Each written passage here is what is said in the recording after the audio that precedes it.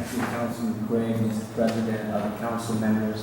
Thank you for this opportunity to be able to present some of my guests to you. Our church, Faith Ministries Church, has sponsored an international mission ministry called the International Fellowship of Faith Ministries. And what we do three things: preach, teach, and heal. Preach, teach, and heal all around the world.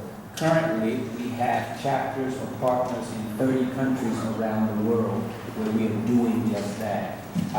For 6 years, we have had a convocation where we invite pastors from around the world to come and we teach them biblical training, organizational training, and so forth. We've done that for 6 years. In fact, this is the 6th year. This year, we decided to do something different, and that is the week before our convocation to invite business leaders, elected officials from around the world, particularly Africa, to come and to have an institute on government and democracy, American style. As you may know, the Democratic Republic of Congo is a democracy, but as do all democracies, they have their unique challenges. So what we're trying to do is to have some influential people in these countries to come and have a dialogue with us as to how we do democracy here. Of course, you know our democracy is not perfect, but we can learn some things from each other. I have with me today some business leaders, some church leaders from Lubumbashi. It's the second largest city in the Democratic Republic of Congo. In fact, I was just there recently, and I spoke with their mayor, the head of the parliament of their province, and we're hoping in January to bring some of those elected officials, because we want not just to change churches, but to change governments around the world. And this is going to be one way to do it.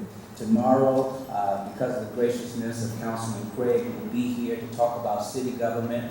The next day, Wednesday, we'll go to the House and talk with Representative Boyce about state government in the House. Then we'll talk with State Senator Charlene Tavares with the Senate. The governor has a person from his international trade meeting that will be talking with us on Wednesday.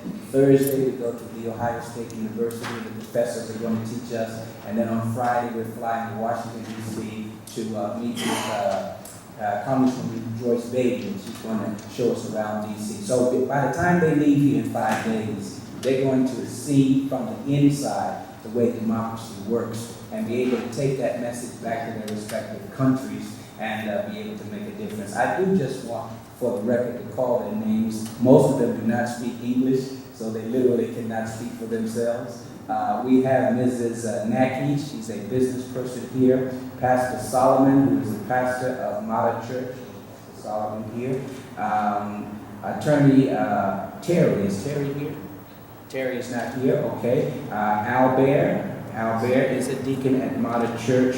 Brother Benoit is also from the Mata Church as well. And then we have Mr. Derek Ngongo, who's a very successful businessman in Lubumbashi as well. So I thank you for allowing us to come, and I plan to come back to you again the beginning of next year. We hope to be larger in size because it's very interesting. You would be surprised how we can now change governments, not just change a church or change a community. We can put together means to change governments, and when you change governments, obviously, you change the world. Thank you so very much for your patience and for your help. Thank you for coming down.